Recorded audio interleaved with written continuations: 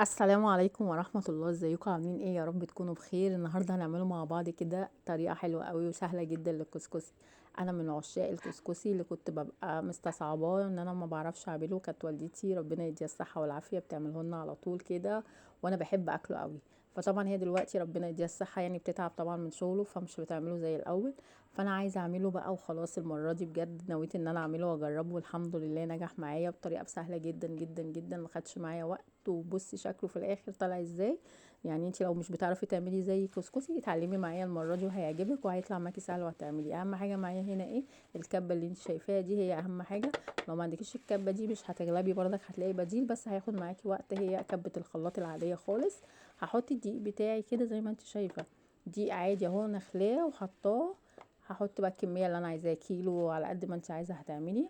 بصي هتحطيه زي ما هو وهتضيف عليه معلقه ملح بس، مش عايزه اكتر من كده معاكي. وهاتي الميه وتعالي ونكمله مع بعض بقى ونشوف هنعمله الكسكسي القمر ده ازاي. بصي كده هغطي طبعا الكبه وهشغلها كده وهبتدي اضرب معاكي ايه دي. مالكيش دعوه باللي انا حطيته ده، هشيله تاني ملهاش لازمه. الغطا ده لاني هستعمل الحته دي الجزء ده في نزول الميه. الميه بقى عايزه اقولك هتحطي بالايه؟ بالنقط. بالنقط كده معايا، مش هنحطه بقى ونضربه في ميه كتير وفي الاخر نغلبه ونقوله ده عجن مننا، لا. هتحطي ميه، ولو عجن منك ما تقلقيش هقولك على ازاي تظبطيه بردك ايه وتعمليه معاكي يبقى حلو. هحط بشويه بشويه لحد ما احس كده ان ايه، ان الدقيق بتاعي ما بقاش ابيض، ابتدى ياخد اللون الايه الاصفر الخفيف. بقى حبيبات الرمله اللي هي منديه. عارفه يعني ايه منديه؟ منديه مش مبلوله. هضرب فيه كده لحد ما يوصل معايا للمرحله دهيت. بصي المرحله دي شايفه دي حبيبات كده رمله، شايفه عامله ازاي منديه معايا. وايه كلها كده ايه بقت ناعمه ولونها حلو قوي، عاجبني قوي شكله ما شاء الله عليه. بصي بقى يا ستي، جبت هنا معايا كده طبعا قماشه كبيره نظيفه حلوه وكده ومغسوله، واحط فيها بقى الكسكسي بتاعي اللي انا ضربته دوت.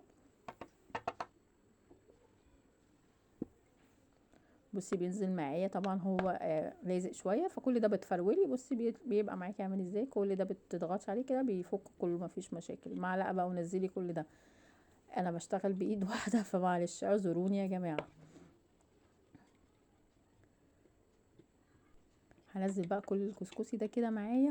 والقماشه اللي انا حطيتها طبعا انا حطيت زي ما قلت لك في الاول هي معلقه الملح، فمش هحط حاجه تاني خلاص كده.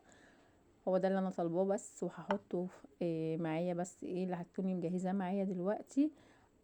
حطي لي بس كده الحله بتاعتك قوام كده على النار فيها شويه ميه. لو ما عندكيش بقى الحله بتاعت الكسكسي اعملي زي كده، انا ما عنديش حله الكسكسي. هاخد بس مصفى طبعا الومنيوم، مش هينفع اي مصفى بلاستيك. وهتاخدي حله تكون الحله واسعه شويه وتحطي فيها المصفى يا دوب يبقوا ايه، تبقى المصفى جايه على الحرف بتاعها مش هتنزل تحت.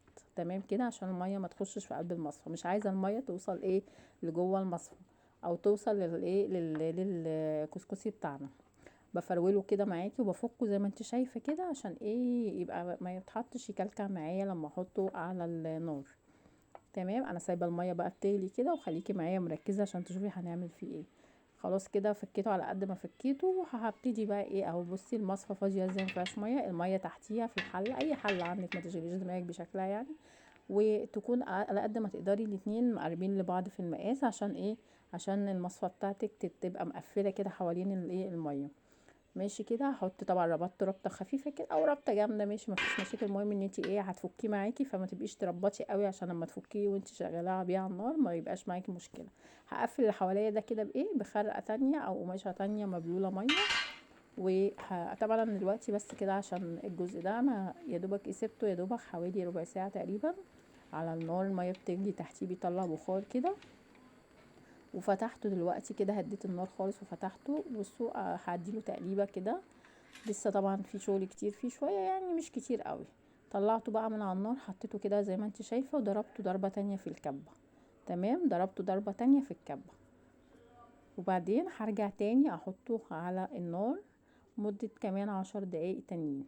تمام. يعني ربع ساعة و10 دقايق، مش هياخد معانا اكتر من كده في الوقت بتاعنا. هحطه تاني اهو زي ما انت شايفة بعد ما ضربته تاني ونعمته تاني في الكبة. مفيش مشاكل يعني ما تقلقيش، هو لازم كده ترديه تاني في الكبة وتضربيه عشان ينعم معاكي ويبقى حلو. واغطيه تاني بردك وهحط حواليه القماشة التانية، قماشة تاني حوالينه. عشان ايه؟ عشان كده المية بتاعه البخار ما تبقاش طالعه بره عنه.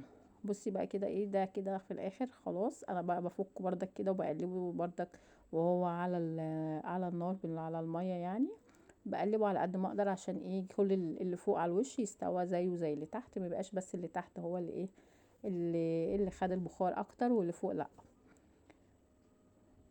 تمام كده تمام. في تركايه اخيره بقى هنعملوها سوا كده. بصي هقولك عليها بقى بعد ما طلعته وفضيته في الصينيه زي ما انت شايفه. بصي شكله عامل ازاي، شايفه الجمال والحلاوه يعني. بالنسبه للمبتدئين طبعا دي حاجه فيري جود زي ما بيقولوا يعني، مية مية. فاهو بقى كده هحطه تاني على النار، بس المره دي مش هحطه في الحله خلاص. ايه هحط له الاول طبعا السمنه بتاعته. طبعا هتكوني مجهزه السمنه بتاعتك كده ومسيحاها وحطها جنبك عشان ايه تدوبيها وتقلبيها عليها. بصوا كده على قد ما تقدري بقى هتحطي شويه سمنه حلوين كده عشان تديله الطعم الحلو بتاعه. لو وصلتي معايا بقى لهنا ما تنسينيش بقى في اللايك، ولو عجبك الفيديو كده ما تنسيش ايه تعملي شير كده، ولو مش مشتركه اوعي ما تشتركيش واشتركي في القناه وفعلي الجرس. طريقه سهله وبسيطه مخدش معانا وقت كتير يعني. الحكايه كلها في نص ساعه على النار وربع ساعه في الضرب في الكبه والحمد لله خلص معانا وزي الفل وزي ما انت شايفه. طبعا بقلبه بايد واحده فمعلش يعني اعذريني. على قد ما تقدري بقى كل السمنه دي كده تشربيه بقى، هتشربيه منها حلو قوي كده لحد ما تلاقي تحسي ان السمنه شكلها باين يعني. هيبان معايا دلوقتي شكل السمنه بعد ما ايه هقلبه حلو. انا مش عارفه اقلبه دلوقتي بس هتشوفي شكله بعد كده. بصي كده شكله عمل ازاي. طبعا انا حطيته تاني على البوتاجاز اهو. هسخنه بس التسخينه الاخيره او ادفيه كده وهخليه ايه يعني السمنه كلها بقى تتقلب فيه كده، وتلاقي بقى هتشمي ريحه السمنه طالعه معاكي وانت حاطاه على النار. لو بتشتريه من بره بتشتريه طبعا من غير ما يكون عليه سمنه، فانت بتعملي المرحله الاخيره ديت ان انت بتحطيه على النار وبتحطي عليه السمنه. بصوا كده بقى شكله عامل ازاي. عسل عسل عسل وطعمه جميل جدا وعملناه في البيت واخر حلاوه واخر نظافه. شويه بقى جوز هند كده وشويه زبيب وعيشي حياتك وبألف هنا وشفا. يا رب يكون الفيديو عجبك وما تنسينيش بقى كده في اللايك والشير، واشوفك ان شاء الله في فيديو جديد. والسلام عليكم ورحمه الله وبركاته.